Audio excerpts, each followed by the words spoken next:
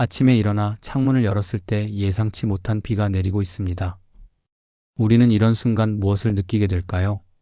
실망감일까요? 아니면 비 내리는 소리에서 평온함을 찾을까요? 같은 상황이지만 우리 마음이 어떻게 받아들이느냐에 따라 완전히 다른 하루가 시작됩니다. 혹시 이런 경험이 있지 않으신가요? 오랫동안 준비한 중요한 발표 당일 갑자기 컴퓨터가 고장나서 모든 자료가 사라져버린 순간, 그때 여러분은 어떤 반응을 보였나요? 분노와 절망에 휩싸였나요? 아니면 침착하게 다른 방법을 찾았나요? 같은 상황이지만 우리의 반응에 따라 그 결과는 천지 차이가 됩니다. 2000년 전 로마 시대에 살았던 한 현자가 있었습니다. 그는 노예로 태어나 고문을 받아 절름발이가 되었으며 온갖 고난을 겪었지만 오히려 그 속에서 진정한 자유를 발견한 사람입니다. 그 현자의 이름은 에픽테토스입니다. 그가 남긴 한마디가 있습니다. 우리에게 일어나는 일을 바꿀 수는 없지만 그것을 받아들이는 태도는 바꿀 수 있다. 이 한 문장 속에 인생의 모든 지혜가 담겨 있습니다. 마치 숙련된 선장이 거센 폭풍 앞에서 바람 자체를 막으려 하지 않고 돛의 각도를 조절해 목적지로 나아가듯이 우리도 바꿀 수 없는 현실 앞에서 우리가 할 수 있는 것에 집중할 때 진정한 평안을 얻을 수 있습니다. 오늘은 이 깊은 지혜의 말씀을 함께 들여다보며 우리 삶에서 진정한 평안을 찾는 길을 걸어보겠습니다. 어떤 시련이 와도 흔들리지 않는 마음의 근육을 기르는 방법을 배워보겠습니다. 에픽테토스는 기원 후 55년경 소아시아의 히에라폴리스에서 노예로 태어났습니다. 에픽테토스라는 이름 자체가 그리스어로 획득된 자라는 뜻으로 노예의 신분을 나타내는 이름이었습니다. 이 얼마나 슬픈 운명일까요? 태어나면서부터 자신의 이름조차 자신이 정할 수 없었던 삶 말입니다. 그는 로마로 팔려가 에파프로디투스라는 주인 밑에서 살았습니다. 전해지는 이야기에 따르면 주인의 가혹한 학대로 다리 한쪽을 잃었고 평생을 절름발이로 살아야 했습니다. 어떤 이는 일부러 다리를 부러뜨렸다고 하고 어떤 이는 사고로 다쳤다고도 합니다. 하지만 중요한 것은 그 결과가 아닙니다. 놀라운 것은 이 모든 고난 속에서도 에픽테토스가 절망하지 않았다는 것입니다. 오히려 그는 이렇게 생각했습니다. 내 몸은 주인의 것일지 모르지만 내 마음과 생각만은 누구도 빼앗을 수 없다. 그는 주인 에파프로디투스가 스토아 철학자들과 교류하는 것을 보며 자연스럽게 철학을 접하게 되었습니다. 특히 무소니우스 루푸스라는 스토아 철학자의 가르침을 받으며 깊은 깨달음을 얻었습니다. 이것이 얼마나 큰 은혜였는지 모릅니다. 노예의 신분으로도 최고의 지혜를 배울 수 있었으니 말입니다. 네로 황제가 죽고 도미티아누스 황제 시대가 되면서 에픽테토스는 자유의 몸이 되었습니다. 하지만 그에게 있어 진정한 자유는 이미 노예 시절에 얻었던 것이었습니다. 그는 자유해방 후 그리스 니코폴리스에서 철학 학교를 열고 제자들에게 이렇게 가르쳤습니다. 자유로울 수 있는 것으로 가장 큰 것은 신을 생각하는 것이다. 하지만 그보다 더 큰 자유는 자신의 마음을 다스리는 것이다. 그의 철학은 단순 명료했습니다. 세상에는 우리가 통제할 수 있는 것과 통제할 수 없는 것이 있다는 것입니다. 그는 제자 아리아노스가 정리한 엔케이리디온에서 이렇게 말했습니다. 존재하는 것들 가운데 어떤 것은 우리에게 달려있는 것들이고 다른 어떤 것은 우리에게 달려있지 않은 것들이다. 우리에게 달려있는 것은 판단, 욕망, 선택, 그리고 우리의 모든 행동이다. 우리에게 달려있지 않은 것은 우리의 몸, 재산, 명성, 지위, 그리고 우리의 행동이 아닌 모든 것이다. 이것이 얼마나 놀라운 깨달음인지 생각해 보십시오. 노예라는 신분도 신체적 장애도 그 어떤 외적 조건도 그의 내면의 자유를 빼앗을 수 없었던 것입니다. 마치 폭풍 속에서도 흔들리지 않는 산속 깊은 샘처럼 그의 마음은 어떤 시련 앞에서도 고요함을 잃지 않았습니다. 우리는 하루에도 수없이 많은 일들을 만납니다.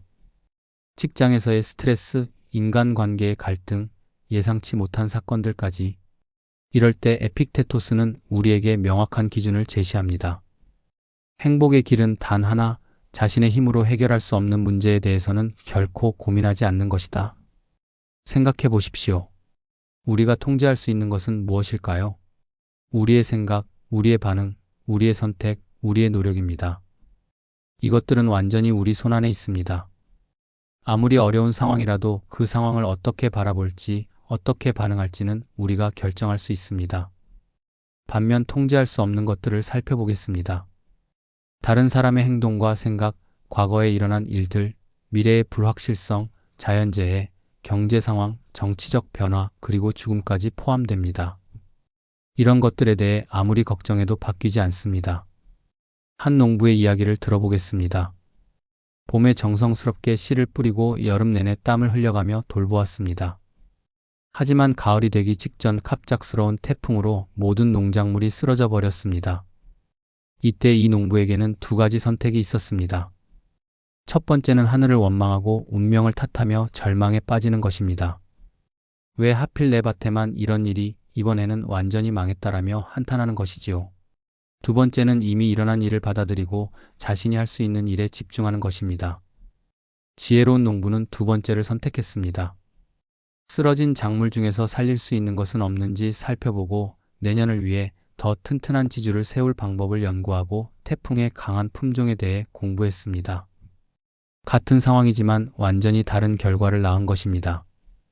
에픽테토스는 이렇게 말했습니다.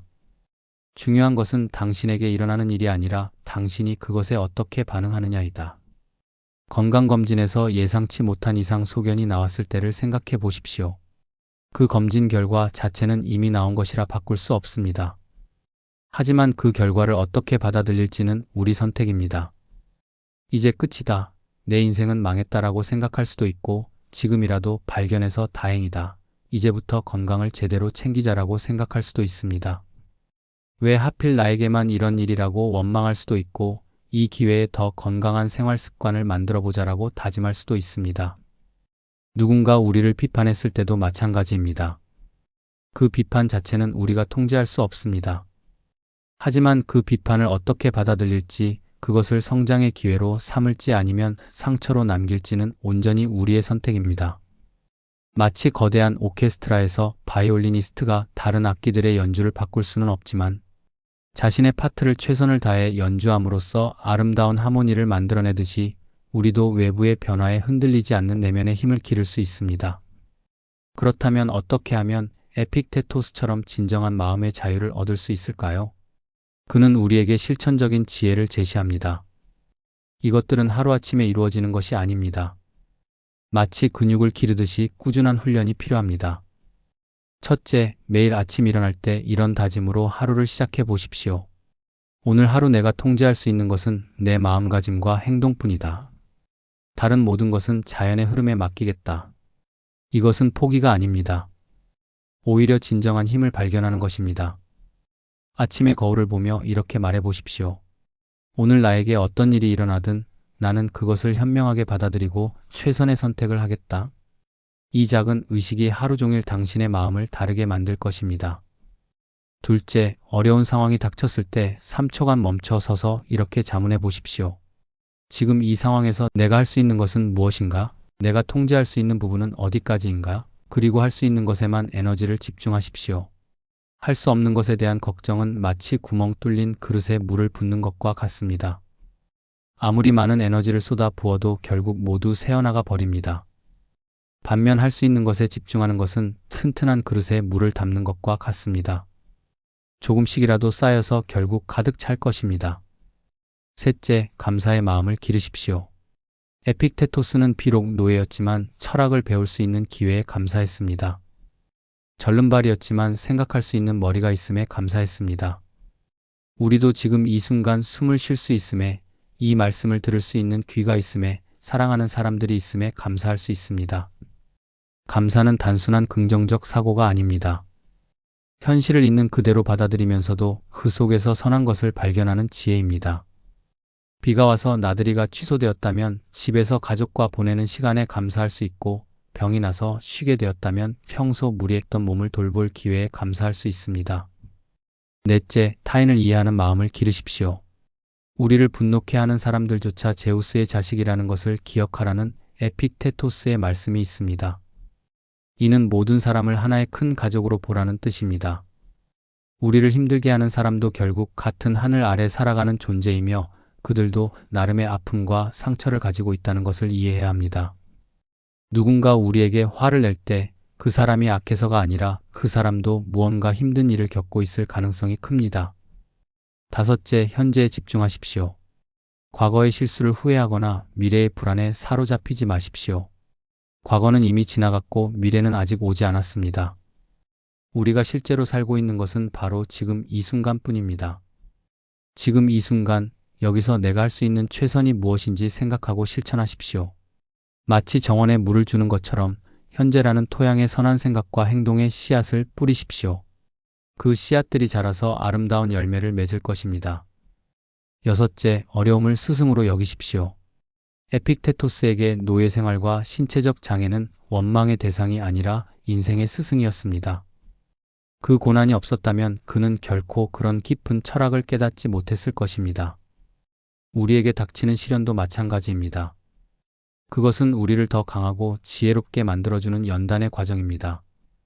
쇠는 뜨거운 불 속에서 단련되어야 비로소 견고한 강철이 됩니다. 우리 영혼도 시련을 통해 더욱 단단해집니다. 이제 이런 철학을 일상생활에서 어떻게 적용할 수 있는지 구체적으로 살펴보겠습니다. 철학은 책상 위의 이론이 아닙니다. 삶 속에서 실천될 때 비로소 진정한 의미를 갖습니다. 갑작스런 비로 소중한 야외 모임이 취소되었을 때를 상상해 보십시오. 대부분의 사람들은 실망하고 기분이 상합니다. 하지만 에픽테토스의 지혜를 적용하면 어떨까요? 비가 오는 것 자체는 내가 통제할 수 없다. 하지만 이 상황을 어떻게 받아들일지는 내가 결정할 수 있다. 집안에서 가족들과 보내는 새로운 추억을 만들거나 평소 읽고 싶었던 책을 읽거나 조용한 시간 속에서 자신을 돌아볼 수 있습니다. 같은 상황이지만 완전히 다른 경험이 됩니다. 직장에서 동료와 갈등이 생겼을 때도 마찬가지입니다. 상대방의 생각이나 행동은 내가 바꿀 수 없습니다. 하지만 내가 어떻게 반응할지, 어떻게 소통할지는 내 선택입니다. 화를 내며 상황을 악화시킬 수도 있고 침착하게 대화로 해결점을 찾을 수도 있습니다. 아이들이 말을 듣지 않을 때도 생각해 보십시오. 아이들의 행동을 통제하려고 애쓰기보다는 내가 어떤 부모가 될지에 집중하는 것입니다. 소리를 지르고 강요하기보다는 인내심을 갖고 사랑으로 가르치는 것이지요. 건강 문제가 생겼을 때는 어떨까요? 병 자체는 우리가 완전히 통제할 수 없을 수 있습니다. 하지만 그 병에 어떻게 대처할지, 치료를 위해 무엇을 할지, 어떤 마음가짐으로 치료 과정을 견뎌낼지는 우리 선택입니다. 경제적 어려움이 닥쳤을 때도 마찬가지입니다. 경제 상황이나 회사의 결정은 우리가 통제할 수 없지만 그 상황에서 어떻게 생활할지, 어떤 노력을 할지, 어떤 태도로 임할지는 우리가 결정할 수 있습니다. 에픽테토스는 이렇게 말했습니다. 당신을 괴롭히는 것은 사건 자체가 아니라 사건에 대한 당신의 생각이다. 같은 실직 상황이라도 이제 끝이다라고 생각하는 사람과 새로운 기회다라고 생각하는 사람의 미래는 완전히 달라질 것입니다. 매일 저녁 잠자리에 들기 전 하루를 되돌아보는 시간을 가져보십시오. 오늘 내가 통제할 수 없는 일에 너무 많은 에너지를 쏟지는 않았나? 내가 할 수 있는 일에 충분히 집중했나? 어떤 부분에서 더 지혜로운 선택을 할 수 있었나? 이런 성찰을 통해 우리는 조금씩 더 현명해집니다. 마치 근육이 운동을 통해 강해지듯이 우리의 지혜도 일상의 실천을 통해 성장합니다. 여러분, 에픽테토스의 삶을 되돌아보면서 우리는 무엇을 배울 수 있을까요? 진정한 자유는 외적 조건에 있지 않다는 것입니다. 부와 명예, 건강과 성공 모두 소중하지만 그것들이 우리 행복의 전부는 아닙니다. 진정한 행복은 우리가 어떤 마음으로 삶을 바라보느냐에 달려 있습니다. 비가 내리는 날에도 그 빗소리에서 평온함을 찾을 수 있고 어려운 상황에서도 그 속에 숨어있는 배움의 기회를 발견할 수 있습니다. 노예에서 현자가 된 에픽테토스의 삶이 우리에게 주는 가장 큰 교훈은 무엇일까요? 어떤 상황에서든 우리는 선택할 수 있다는 것입니다. 절망할 수도 있고 희망을 품을 수도 있습니다. 원망할 수도 있고 감사할 수도 있습니다. 포기할 수도 있고 다시 시작할 수도 있습니다. 2000년이 지난 지금도 에픽테토스의 가르침이 살아있는 이유는 그것이 시대를 초월한 진리이기 때문입니다. 로마 시대나 현대나 인간의 본질적인 고민은 크게 다르지 않습니다. 모든 사람은 행복하고 평안한 삶을 원하고 고통에서 벗어나고 싶어 합니다. 오늘부터 작은 실천을 시작해 보십시오. 화가 날 때 3초간 숨을 고르며 내가 통제할 수 있는 것은 무엇인가를 생각해 보십시오. 누군가의 말에 상처받을 때 이것을 어떻게 받아들일지는 내 선택이다라고 말해 보십시오. 배운 자만이 자유롭다는 에픽테토스의 말처럼 우리는 매일 배우고 성장하는 자유로운 존재입니다. 어떤 시련도 우리 내면의 평안과 자유를 빼앗을 수 없습니다. 마치 숙련된 도예가가 진흙을 원하는 모양으로 빚어내듯이 우리는 계속 흘러가며 성장합니다. 마지막으로 에픽테토스의 이 말씀으로 오늘의 이야기를 마무리하겠습니다. 신이 당신에게 주신 역할을 잘 해내십시오. 그것이 짧든 길든 주인공이든 조연이든 상관없이 우리 각자에게 주어진 삶의 역할이 있습니다. 그 역할을 최선을 다해 해내는 것, 그것이 진정한 성공입니다. 오늘도 깊은 호흡처럼 귀 기울여 주셔서 고맙습니다. 숨과 지혜였습니다.